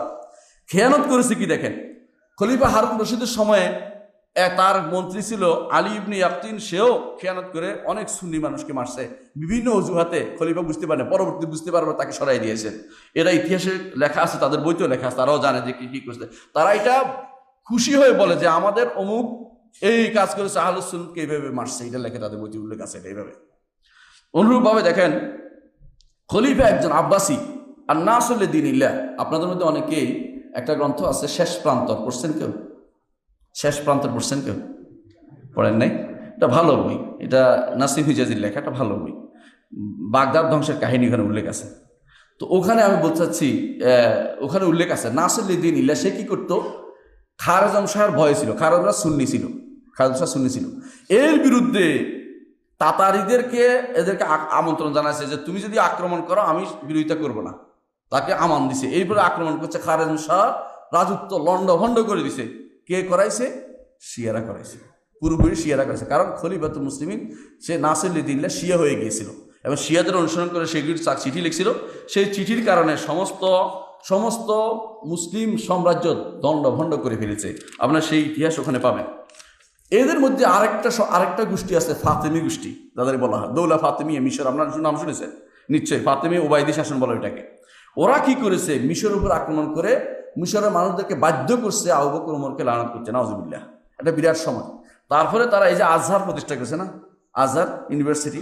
এখন আল্লাহ তাআলা ঘুরে দিয়েছে, সালাউদ্দিনের মাধ্যমে এটা পূর্ণ পবিত্র করেছে, কিন্তু তখন তারা বাধ্য করছে এই জন্য যাতে করে তাদের লোক তৈরি করতে পারে এটা দিয়ে, এটা তারা চেষ্টা করেছে। এরপরে তারা কি করেছে, এদের মাধ্যমে যুগে যুগে বারবার তারা ইউরোপিয়ানদের ডাকছে যে মুসলমানদের থেকে তোমরা বাইতুল মাকদিস নাও, আমরা তোমাদের পক্ষে থাকবো। বারবার এই কাজ করছে, বারবার এদের বিরুদ্ধে দাঁড়াইছে সুলতান সালাউদ্দিন আইয়ুবী, সুলতান নুরুদ্দিন জিঙ্কি, এদের বিরুদ্ধে দাঁড়াইছে। এরা বারবার কি করতো, ওখানে থাকতো উত্তর আফ্রিকা, শিমাল আফ্রিকা, ওখান থেকে বারবার ওদেরকে আহ্বান জানাতো ইয়াদের সলিবি বা যাদেরকে বলা হয় ক্রুসেডারদেরকে, আসো তোমরা, আমরা তোমাদের সাহায্য করবো। আর যখন আসতো সাহায্য করতো ওদেরকে গোপনে, আর প্রকাশ্যে মুসলিমদের সাথে কখনো তারা জিহাদে আসতো না।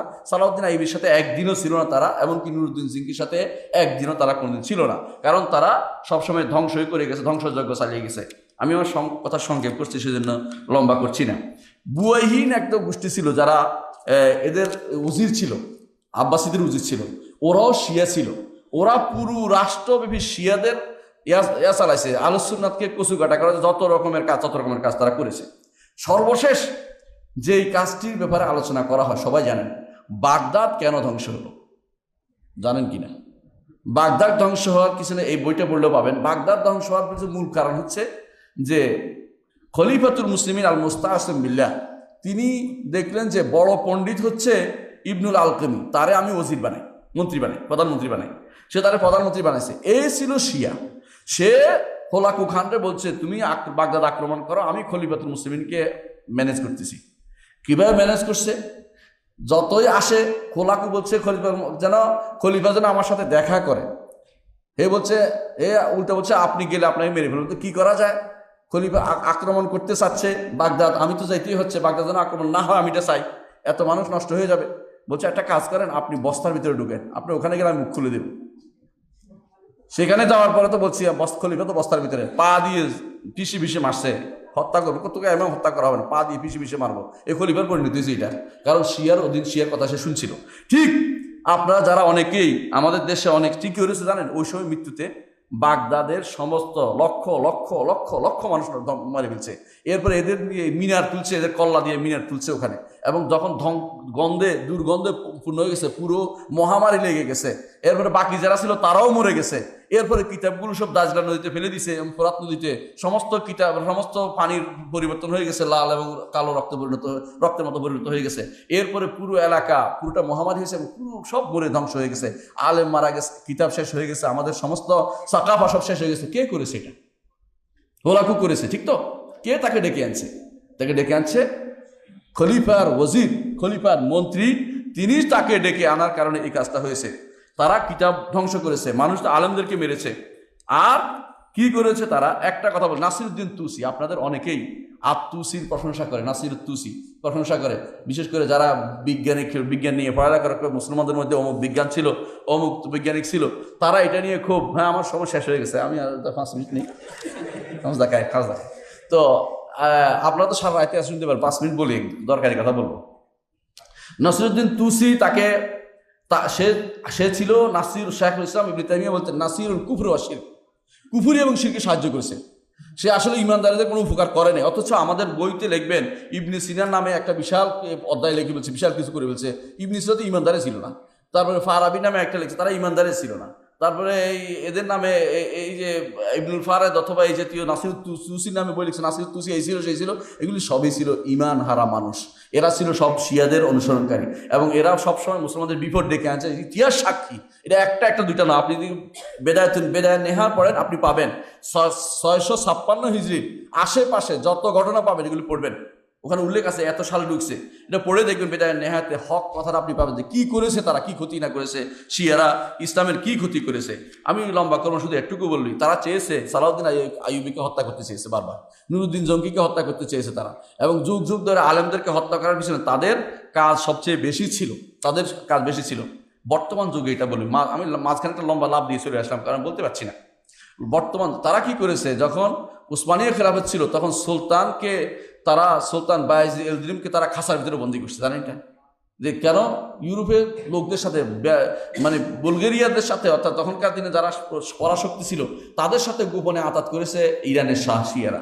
আতাত করে ওসমানী শাসনকে ধ্বংস করার পর তারা করেছে, কাজ করেছে তারা এশিয়ারা। অথচ এখন বেশিরভাগ আমাদের ইয়াং জেনারেশন জানে না তারা কি করে, তারা কি করতেছে। এখন আসি আধুনিক অবস্থাটা, আমি 2 মিনিট বলে শেষ করব। বর্তমান অবস্থাটা কি পৃথিবীর বলেন তো? মুসলিমরা ইরান হারিয়েছে, ইরানে একটা সুন্নি মসজিদ নেই, ইরানে একটা সুন্নি মসজিদ নেই। খুদ তেহরানে একটা সুন্নি মসজিদ আপনি খুঁজে পাবেন না, একটা সুন্নি। অথচ সেখানে লক্ষ লক্ষ মানুষের বসবাস আছে সুন্নিদের, কিন্তু একটা মসজিদ। তারা বলে যে নামাজ পড়তে হলে আমাদের মসজিদ 2টা হতে পারবে না।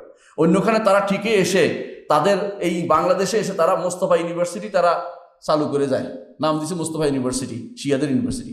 এই দেশ থেকে ছেলেদের নিয়ে যাচ্ছে শিয়া বানানোর জন্য। আমাদের বাবারা বিদেশ যাচ্ছে মনে করে দিয়ে দিচ্ছে, কিন্তু শিয়া হয়ে আসতেছে, ইমান হারা হয়ে যাচ্ছে, অথচ আমাদের সেটা নষ্ট হয়ে যাচ্ছে। এটা আমি বলছি এই জন্য। দেখেন, ইরান তো দখল করলো, ইরাক দখল করেছে, ইরাক শেষ করেছে। সর্বশেষ কি করেছে জানেন? ফাইলাকে বদর নাম দিয়া ইরান শেষ করে, জাইশুল মাহাদি নাম দিয়া সুন্নিদেরকে একটাও রাখে নাই, সব শেষ করে দিছে। ইরাকে কোনো সুন্নি নেই, যদি কেউ থাকে গোপনে শিয়া হইয়া আছে, কিন্তু সুন্নি বলতে কাউকে রাখে নেই। এমন অবস্থা, লক্ষ লক্ষ সুন্নিকে বেরিয়ে ফেলছে এই কয়দিন। যার নামে আপনারা কান্নাকাটি করছেন, কাসিম সুলাইমানি, এই বদমাশে কিছুই রাখে নাই। সে ইরাকের প্রত্যেকটি সুন্নি এলাকা ধ্বংস করেছে যে ব্যাপারে। অথচ আমাদের বন্ধুরা জীবনেও বুঝলো না যে কি কার পিছিয়ে হাঁটতেছি। বাতিল সব সময় তাদের লোককে বড় করে তোলে। আপনি কেন শুনবেন জানেন? আপনি যখন মুস্তফা কামাল আতাতুর্ক যখন তুরস্কে আসে, এই দেশের মানুষের তার পক্ষে কবিতা লিখছে না? প্রথমে কবিতা লিখছে, কামাল তুনে কামাল কিয়া ভাই লিখছে না? কিন্তু শেষ পর্যন্ত কি দেখা গেল? সে কামাল করে না, সে কি করছে? আমাদের শেষ করে দিয়ে ধ্বংস করে দিয়েছে, কামাল করে নাই। কিন্তু জানে না এরা কোত্থেকে কোন মায়ের উঠে আসে, কেউ বুঝতে পারে না। আমাদের দেশের মানুষগুলো তারা বুঝতে পারে না। ইয়াং জেনারেশন কাসেম সুলাইমানি কি করেছে তার জীবনটা বুঝতে পারেন। সে ইরানও সুন্নিদের শেষ করেছে, ইরাকও করেছে, সর্বশেষে সিরিয়াতে সুন্নিদের শেষ করে দিয়েছে। সিরিয়াতে গিয়ে এই কাজগুলি করেছে তারা, এখনো তারা করে যাচ্ছে। সিরিয়াতে তারা কেন সহযোগিতা করেছে বলেন? একে সিরিয়ার বাদশারকে, কারণ শিয়াও শিয়া, তারাও শিয়া, এবং তাদেরকে সহযোগিতা করেছে হেজবুল্লাহ নামে যারা ছিল লেবাননে, তারাও তাদেরকে সহযোগিতা করে যাচ্ছে এখনো। এবং লেবাননের বর্তমানে সাদ আল হারিরি, রফিক হারিরি চলে যাওয়ার পরে ক্ষমতার ভারসাম্য আর নাই, শিয়ারা পুরো লেবানন দখল করে নিয়েছে। দেখুন ইয়েমন দখল করে নিয়েছে, তারা বাহরাইনে একটা বিরাট অংশ দখলের ভিতরে রেখে দিয়েছে। সৌদি আরবের তারা সেখানে মাঝে মধ্যে সেখানে বোমা ফুটে, সেখানে তাদের লোকদেরকে অস্ত্র দেয়, এদেরকে অস্ত্র দিচ্ছে। এমনকি তারা কুয়েতের একটা অংশ দখল করে রাখছে। আপনি কোন জায়গা পাবেন যে তারা নাই? চতুর্দিক থেকে। অথচ তাদের সংখ্যা কত জানেন? 11% মুসলিম, 11% মাত্র। অথচ তারা এত বেশি প্রতিক্রিয়াশীল, যেখানে যায় সেখানে তারা সমস্যা তৈরি করে, এবং সব জায়গাতেই। এমনকি আফগানিস্তানে যখন রাশিয়া চলে গেল, ক্ষমতা কাদের দিয়ে গেছে জানেন? ওদেরকে দিয়ে গেছে, হাজাওয়ারা, এবং ওদের সাথে একসাথে মিলে একটা দিয়ে গেছে। এখনো তারা ঠিকই আমির যারাই মুসলিমদের দুশ্মন, তাদের সাথে সবসময় তাদের সম্পর্ক আপনি পাবেন। বাংলাদেশে ইয়াহিয়া খান, টিক্কা খান, এরা কোন দলে ছিল জানেন? শিয়া ছিল। সবগুলি আপনি দেখেন, সর্বশেষ জুলফিকার আলী ভুট্টো তো শিয়াই ছিল। এগুলো অস্বীকার করবেন? এরা সবসময় ক্ষতি ছাড়া কোনো কিছু করে নাই। উম্মতে মুসলিমার কোনো উপকার করেছে দেখাইতে পারেন, সে ভিন্ন কথা, কোনোদিন দেখাতে পারবে না। অথচ আমাদের মানুষগুলো এই দুঃখে আমাদের অন্তর রক্তক্ষরণ হচ্ছে। অথচ মানুষগুলো বুঝতে পারি না এই দেশের মানুষগুলোকে যে কি কষ্ট তারা দিচ্ছে। আমাদের উম্মতে মুসলিমাকে শেষ করে দিয়েছে, নিঃশেষ করে দিয়েছে। অথচ তোরা তাদের পক্ষে কেন কথা বলিস? কিভাবে কথা বলতে পারো তুমি, যারা সাহাবায়ে কেরামকে গালি দিচ্ছে, সাহাবায়ে কেরামের অনুসারীদের গালি দিচ্ছে, কোরআন মানে না, হাদিস মানে না, সাহাবাদিতি আমাদের কোনো কিছুই মানে না, আর আমরা তাদের পক্ষে কথা বলে যাচ্ছি। ওই গোষ্ঠীটা পৃথিবী থেকে নিশ্চিহ্ন হওয়া কি উচিত ছিল, ঠিক কিনা? অথচ আমরা নিচ্ছিন্ন না করে তাদের পক্ষে কথা বলে যাচ্ছি। ওদের কোনো দরকার, ইতিহাসে কোনো উপকার তারা করেনি, ক্ষতি শুধু করবে এবং আরো ক্ষতি করবে যতদিন তারা থাকে। সৌদি আরব কেন তাদের বিরুদ্ধে অস্ত্র ধরলো? কারণ আর কোনো উপায় ছিল না। আপনি কি চান সৌদি আরব ওদের হাতে দিতে? এরপরে আর সৌদি আরব হজ করা লাগবে না আপনার, সেখানে কচুকাটা আপনার বিরুদ্ধেই করবে। আপনি অপেক্ষা করুন। ওই জাতি সবচেয়ে বড় দুর্ভাগ্য হচ্ছে এটা, এরা কোনো একটা চিৎকার শুনে তার পিছনে দৌড়ায়, চিন্তা করে না এদের আকীদা বিশ্বাস কি, মানহাজ কি। যাদের আকীদা বিশ্বাস মানহাজ ঠিক নেই, তাদের সাথে কখনো আপনার চলাফেরা, উঠা বসা কখনো বৈধ হইতে পারে না। আল্লাহ আমাদেরকে হেফাজত করুন এবং এই জাতীয় অবস্থা থেকে মুক্তি দান করুন। সুবহানাকাল্লাহি ওয়া বিহামদিকা আশহাদু আল্লা ইলাহা ইল্লা আনতা আস্তাগফিরুকা ওয়া আতুবু ইলাইক। আসসালামু আলাইকুম ওয়া রাহমাতুল্লাহি ওয়া বারাকাতুহু।